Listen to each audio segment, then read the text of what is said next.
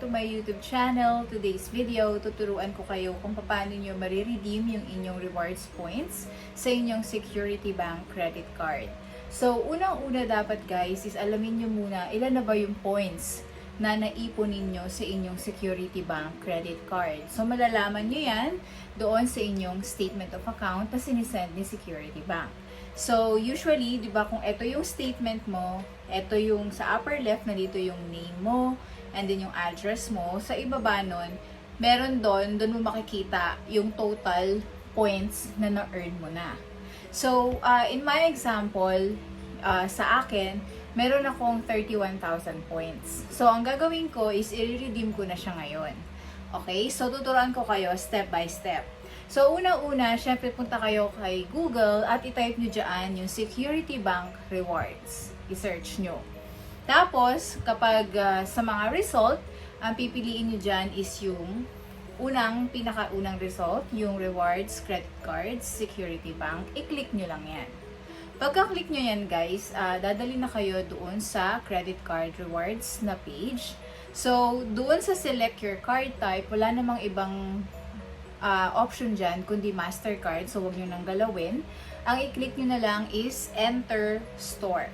Okay? Pag enter nyo ng store, dadali na kayo nyan doon sa page kung saan may mga categories doon, kung pwede kayong mamili. No? Pwede kayo kasi dito mag-search muna kung ano ba yung mga items or yung pwede nyong ma-redeem using your earned points. So, may mga options dito. Merong featured, may dining, shopping, travel, charity, cash waiver, at special. So, ako kasi guys, ang pinili ko dito is yung shopping. So, it's up to you guys. Pwede naman kayo mag-explore, mag-check muna kung ano sa tingin nyo yung magugustuhan nyo. So, pagka-click ko ng shopping, lalabas dyan sa... Pag nag-scroll up ka, lalabas na dyan yung mga options mo. Tapos nakalagay dyan kung ano or kung ilang points yung kailangan para makuha mo yung isang reward. Okay? So, kung kagaya ko, for example, shopping yung pinili ko. So, di ba may makikita kayo dyan na search bar. So, sinearch ko dyan Robinson's Supermarket. So, nung sinearch ko, ayan yung lumabas. So, kapag Robinsons Supermarket, makikita nyo kasi meron silang 1,000 EGC, meron din silang 500 EGC. So, for 1,000 EGC, ang kailangan na points is 18,334. So, di ba nga, meron akong 31,000 points. So, pasok siya. Tapos, ang ginawa ko guys, kinuha ko din yung isang 500 na EGC. So, ang kailangan naman na points dyan is 9,167 points. So, kasya pa yung aking points. Kaya, bali, 1,500 na EGC from Robinsons Supermarket yung i-redeem ko. So, paano na siya gagawin? Mariredeem?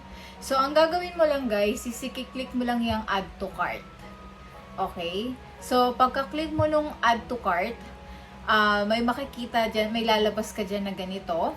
So, mag-scroll ka lang, scroll down mo lang yan. Tapos, sa pinakaibaba, i-click mo yung Add to Cart. Okay? So, pagka-click mo nung Add to Cart, pwede mo nang i-close yung pop-up message na yan. Meron yan X dito sa upper right. Ayan. Pagka-close mo yan, makikita mo na yan. So, ayan yung basket na nasa gitna yung may bilog. Nakita nyo may number 1 na. So, ibig sabihin na add to cart nyo na yon. Okay? Nakapag-add to cart ka na. So, ang gagawin nyo next is i-click nyo yan. Clickable yan. So, pagka-click nyo ng cart na yan, ayan na yung magiging landing page. So, nakalagay check out. I-fill out nyo lang yan guys. Siyempre, yung pangalan mo, yung name ng credit card holder, tapos yung mobile number na naka-register kay Security Bank, yung mobile number nyo. And then, last 4 digits ng inyong credit card number. Okay? So, again, yung credit card number, yun yung 16 digits sa harap ng credit card nyo. Tapos, email address nyo. So, ito yung email address din na naka-register din with your Security Bank account. So, kapag na-fill out nyo na yan lahat, i-click nyo lang yung, i-tick nyo lang yung I accept by submitting, tapos, and then, submit na. Okay? So, pagka-submit nyo na guys, ayan na yung lalabas. So, nakalagay, thank you.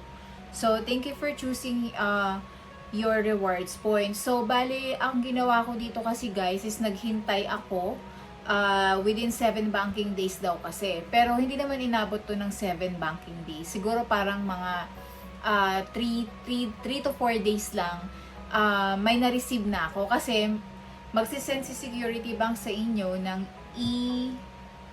EGC code. Parang ganon. So, na-receive ko yun via email at saka via SMS. So, ganyan yung na-receive ko. Okay? So, magsisend sila sa inyo yan. Pag na-receive nyo na yan, babalik kayo dito sa rewards sa website ni Security Bank, doon sa rewards. So, same process lang.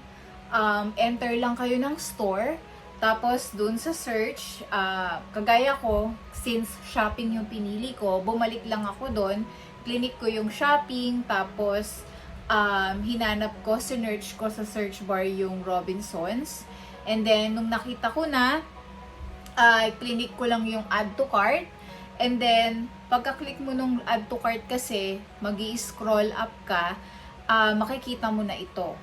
Yan. Yan na yung makikita mo yan. Instead na i-click mo pa yung add to cart, this time, ang i-click mo, ayan, yung how to redeem your voucher code. Kasi meron ka ng e-code na sinend ni Security Bank. So, yan ang i-click mo. Pagka-click mo, ayan naman na yung lalabas. So, ilalagay mo lang dyan sa 10-character key yung code na sinend sa'yo ni Security Bank, and then email or mobile number kung saan nyo na-receive. So, either email or mobile number lang yung ilalagay nyo dyan. And then, click on proceed. So, pagka-click nyo ng proceed, ganyan na yung makikita nyo. So, i-click nyo lang dyan yan, yung may bilog, yung use, para lumabas yung barcode. Okay? So, ganyan ang itsura niya, guys. Ayan. So, kung gusto nyo malaman din kung let's say, Robinson Supermarket din yung pinili nyo, pwede nyo i-click yan, yung C244 participating locations. Diyan yung makikita kung yung nearest Robinson Supermarket sa lugar nyo ay kasali dito sa pa-rewards ni Security Bank para, ma-make sure nyo na nagtatanggap sila ng EGC for payments. So, sana nakatulong tong video na to, no, para magkaroon kayo ng kaalaman kung paano nyo ba magagamit yung mga points na na-earn nyo na sa inyong Security Bank credit card. Okay, so kung may tanong pa kayo, just leave your comment below. Thank you very much for watching this video, and if you haven't subscribed, please click on subscribe and the notification bell para ma-notify kayo kapag meron akong bagong video. And again, thank you for watching and see you again on my next. Bye-bye! What a wonderful